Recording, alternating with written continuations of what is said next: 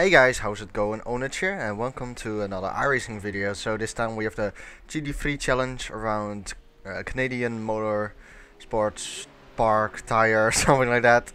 It's MoSport.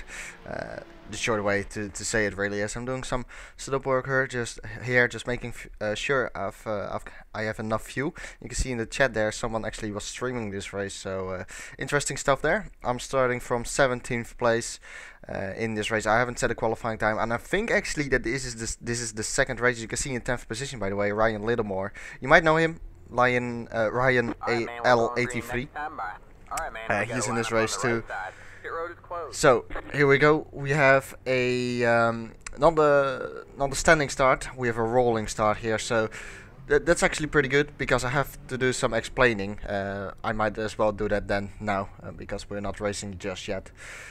So I'm commentating this. Well, I think a couple of weeks really after I have raced it. So to be honest, I have no idea what is going to happen.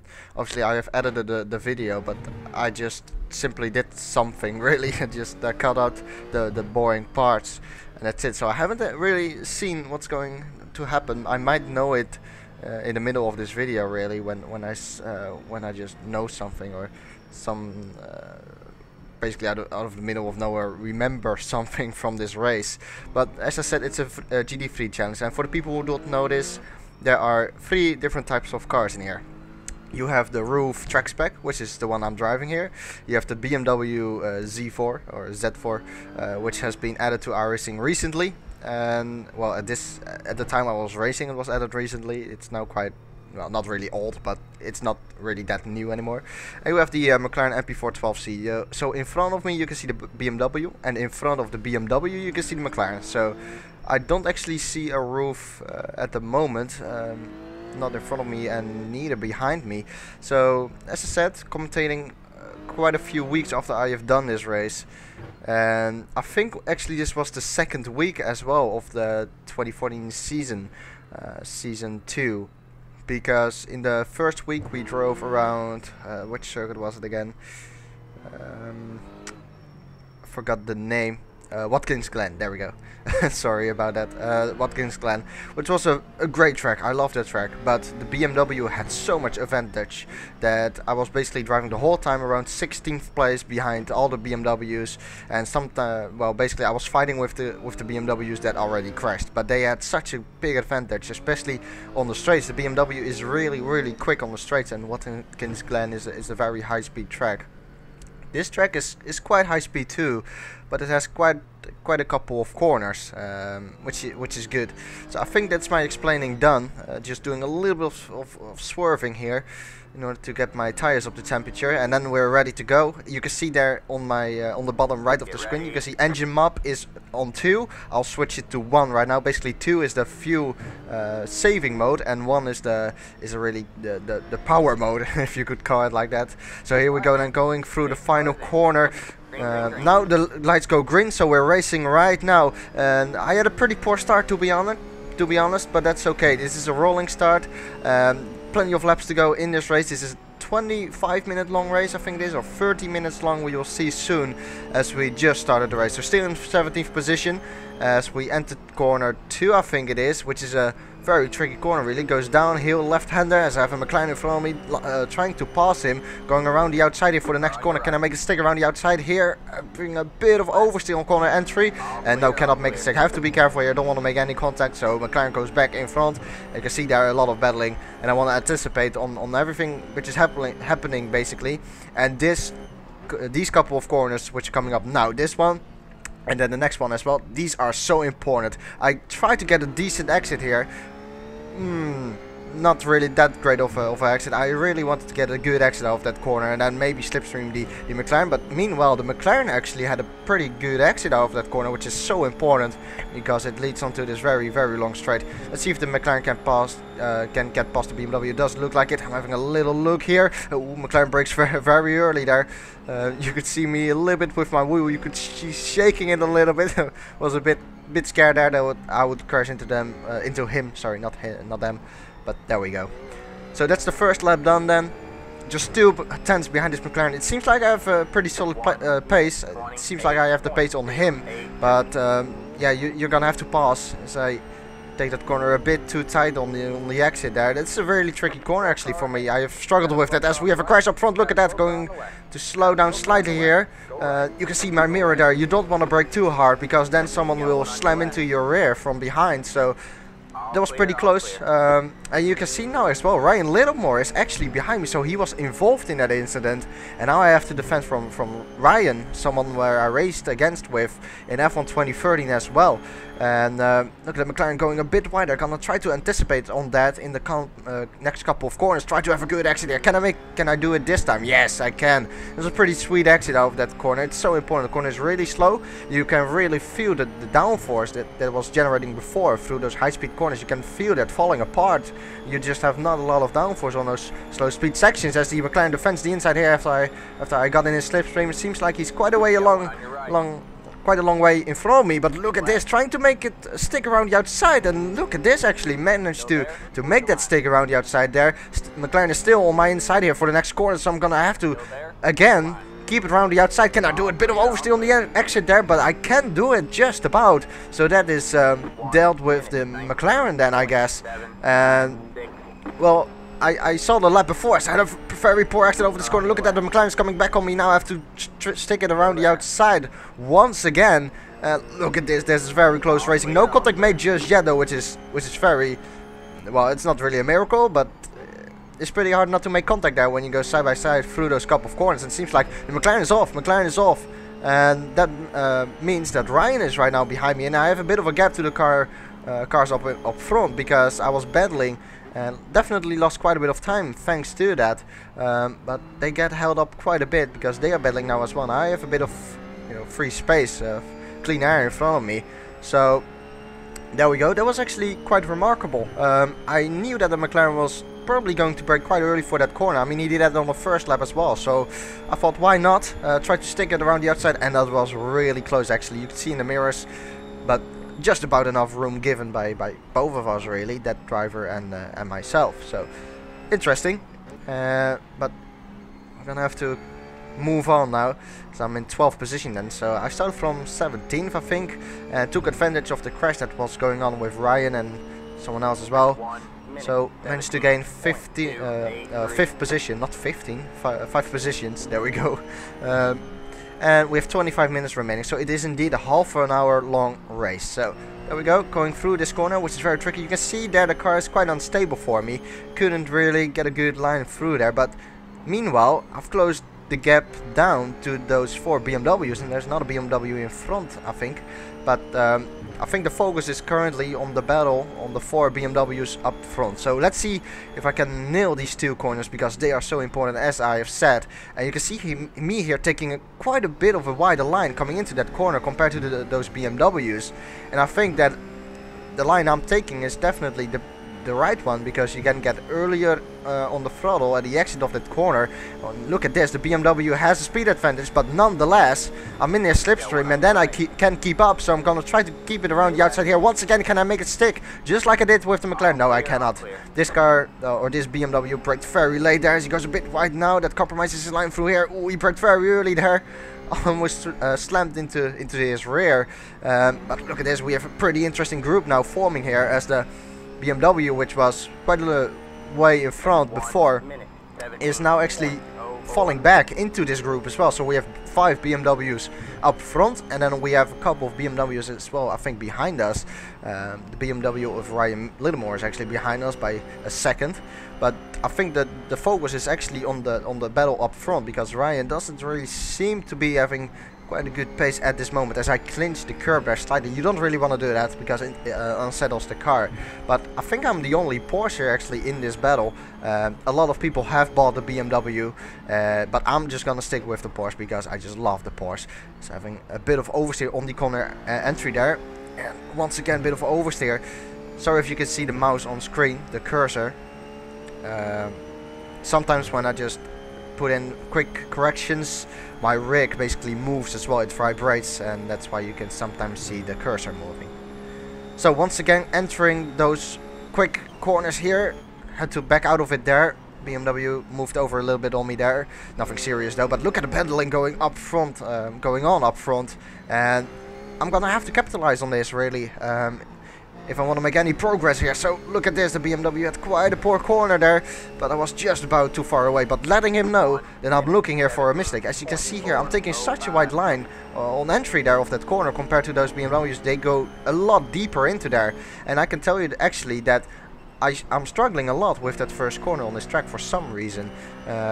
I don't know, I just seem pretty slow there. It seems like Ryan actually closed down, but look at that, Ryan in the mirrors. You can see him spinning off, and he is into the barrier. And that's race done, I think, for Ryan. Unless he wants to go back to the pits and repair his cars. No, you can see up top there, Ryan Littlemore, sorry, has disconnected from this race. So he was closing me down, which probably, you know, it probably says that he was pushing us. Look at this, I'm right over this, over the gearbox of this BMW now. I had a great exit there, so in the slipstream onto this long straight. I'm already alongside him here, so I'm not picking any slipstream just yet. Trying to pick a little bit of slipstream from the cars in front. That will probably help me, but I'm around the outside once again because the BMW defends the inside for the next corner. So can I keep it around the outside this time? Let's see. Entering the next corner. No, BMW brakes once again pretty later, but that will compromise him through this corner. But no, he keeps a nice tight line there, so I cannot get past. So it's pretty difficult actually to get past around this track in these cars. But once again, he had a pretty poor corner there, and look at that contact up front, and that's the red car. I think it was a red car. I think he's out. He hit the barrier there. I think he's okay with moving on. But look at that, look at the battling going on there. Great battling here actually, but I'm gonna have to take advantage of this as the BMW up front as well runs wider. So that's another place gained, like 2 positions in what, like 2 corners. And look at this, a bit more contact and they both fly off. And that is 4 positions cleared in, well, what is it? 4 or 5 corners, I think, maybe even less. Well, obviously the start-finish straight, then the first corner, second corner, third corner. So basically in 3 corners time, managed to gain 4 positions. And that's exactly where I was talking about with capitalizing it. Taking advantage of any mistake. Basically, the racing that was going on before was really good. Like, it was seriously good. But then suddenly, it seems like it heated up when his red car spun into the barriers. I had to slam slightly on the brakes there. Didn't really knew where that car was going to go. Luckily, didn't make any contact there. And that is then 4 positions done in 1 lap. Can be pretty happy about that. But now I'm gonna have to keep going. Let's see what the gap is to the car up front as we enter lap 8. 20 minutes to go in this race, and the gap is 2.2 seconds to Kevin Pfluger. Probably a German, judging by his surname, but I could be wrong. David Chen is behind me, 1.2 seconds. So I think I'm basically surrounded by BMWs, but that has been the case for basically every race in this GT3 Challenge Series. So many people have bought the BMW, but I don't know. I love this car. I really love this Porsche. Or, well, it's a RUF, but RUF is basically the tuner of Porsche. It's like what AMG is for Mercedes. So it's like a Porsche, but then a RUF. It doesn't make sense, does it? But I'm sure you guys know what I mean. You can see, by the way, on the what's it called, on the windshield of my car, you can see those black, well, not really dots, but well, I guess it are some kind of dots. I think those are just flies. I'm killing a lot of flies with my driving. I should be ashamed. No, but that's just basically a nice feature of iRacing. Your windshield get actually pretty dirty. Imagine doing a 2-hour long race. I mean, you have these windshield tear-offs, so when you go into the pits, you basically get a complete new fresh windscreen, which looks a bit cleaner. So right now we enter lap 13, 15 minutes to go in this race, and basically nothing has happened, so I'm still in position 8th. The gap to Dave Chen is still 1.2 seconds, so nothing happened there. It's now 1.8, so David must have made a mistake last lap, because I'm doing mid-16s, which is average, I guess. It's not really that special. The top guys are running into the 15s, and Kevin Pfluger up front, he managed to pull out the gap a little bit, not too much though. I can tell you that I've been lapping pretty consistently, and that's really it basically. But coming a little bit back on that BMW and RUF discussion where I was talking about a little bit earlier.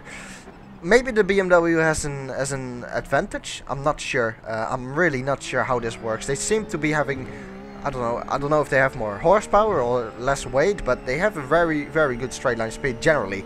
I mean, I was running at Watkins Glen, where I've talked before. I was running the lowest wing settings there, and I could barely keep up with the BMWs. Well, I'm sure that all the BMWs, or most BMWs, didn't run or ran the lowest wing settings on their cars. So that just shows that they have a great straight line speed. So in order to really keep up with them, you've got to compromise your grip or your rear stability, because you run less wings in order to keep up with them on the straights.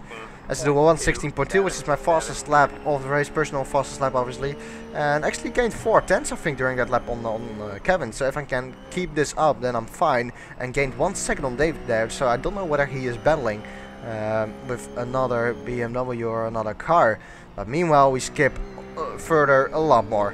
4 minutes to go, lap 21, and the gap to Kevin now is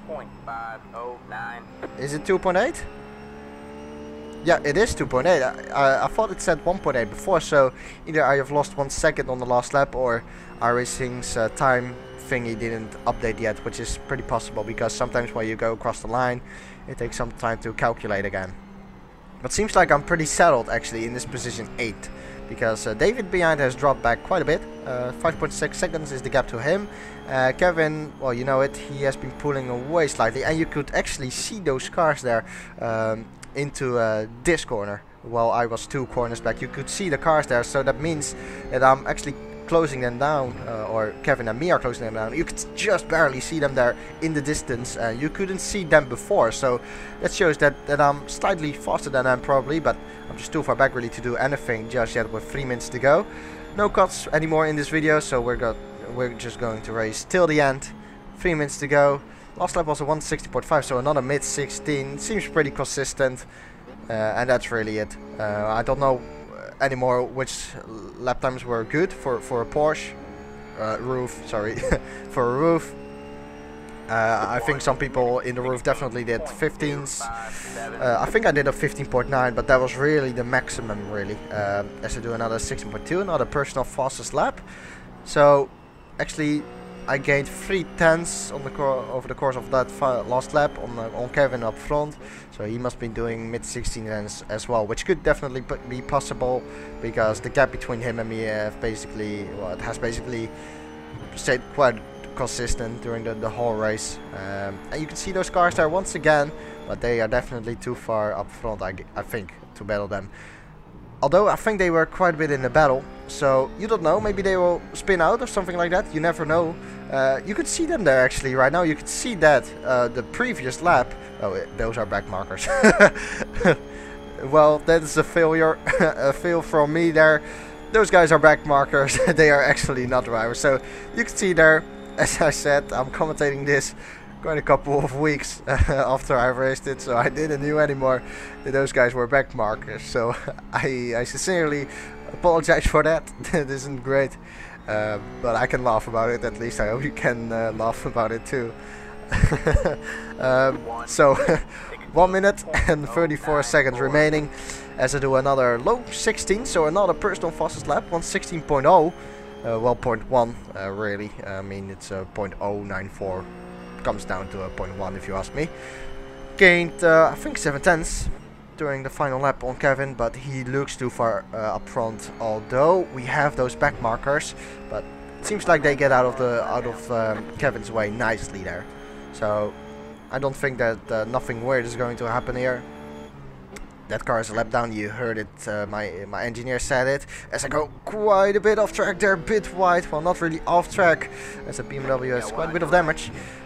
Didn't go completely off track, but that was pretty close though, and I've actually had it before in that corner, where I just took too much speed in there and got wide on the exit, and it's really hard then actually to keep it on the track. I mean, you have that curb, yeah, which is quite big actually, but sometimes when I just go way too deep in there, it's really hard to correct, and well, there is basically no way to correct it really once you just take too much speed into there. It looks like, well, look at that, quite a bit of oversteer there. I was quite lucky to keep it. out of the final corners. We have the white flag out, so this is the final lap. But what was I talking about really? Oh yeah, about that corner. That corner, it doesn't really look that difficult, but it really is a tricky corner. I mean, you approach it with such high speed. I mean, you will see it soon. You approach it with a lot of speed. You have to slow the car down and position yourself for the next corner, because that next corner, I've said it so many times during this video, but it is really important. So here we go then, going downhill, slight lift off the throttle here, and then you're basically right in the middle of the track, at least that's what I am, and position yourself for this next corner. Keep turning, hit the apex there, as I go a bit wider. That is my second off track of this race, not bad actually, but honestly quite frustrating though. I hate those mistakes really, because they are so unnecessary. It's the last lap and I still get an off track, which will cost me a bit of safety rating. It's just unnecessary, and I think I've said it before that I get quite frustrated when you just make unnecessary mistakes. Final couple of corners of this race. I think the leader has already crossed the finish line. A bit wide here on that corner. Compromises me for this corner. You can see there quite a way of the apex there. You always get quite a bit of oversteer actually on that corner exit, but that's okay. You can definitely control it as we just crossed the line. So there we go, taking home a 7th place actually. So where does that 7th place come from? I think someone crashed out or something like that, because we're suddenly in 7th place, and I remember being in 8th position before. So I'm not complaining. 7th place there, not bad. In my RUF, I think everyone up front was driving in a BMW. We will see that at the end of this race when we see the results. So, well, let's actually get the results right now on the screen. Alright, so here we have the results then. First position in the end goes to Kimmo, coming from Finland, and look at his iRating actually. He has a very high iRating. I have never ever seen it that high. The strength of field during this race was just under 3000, which isn't that high. I mean, I have driven in quite a few races with around 3200 strength of field, but still just under 3000 is not bad. Average lap time was a 1:15.9, which is incredibly quick. That is very quick actually. So that shows that this field was actually pretty competitive. There we go, competitive. And indeed, as I was saying before, all the cars that have finished in front of me were BMWs. And can I somewhere spot the first RUF? Doesn't really. I think we have a McLaren in 10th place. We might have I think 12th place is a RUF. It's pretty hard to see because the preview window is not from great quality, but there we go. So a lot of Class A drivers in there as well. So as I said, pretty strong field. So in the end, finishing 7th, I'm not complaining about it. Starting from 17th place, but I definitely took advantage of the incidents that happened. I'm gonna have to be realistic. Without those incidents, I think it would have been difficult to finish in the top 10. I mean, the field was really competitive. As I said, a few incidents where I took advantage from, but that's racing. Sometimes it goes your way, sometimes it doesn't. Gained 0.09 on my safety rating, so that's not bad either. Had 2 off tracks during this race. As I said, my fast lap time was a 160.0. We have seen that, and my average lap time was a 117.3. And actually, the average lap time was a 115.9. It's actually from the leader, so not from the race or every participant in this race. Taking the average of that's not true. It's just from the leader. The leader has actually done a 15.4 as fast lap time. As in 2nd place, we have Sylvan, if I pronounce it right, with a 115.3.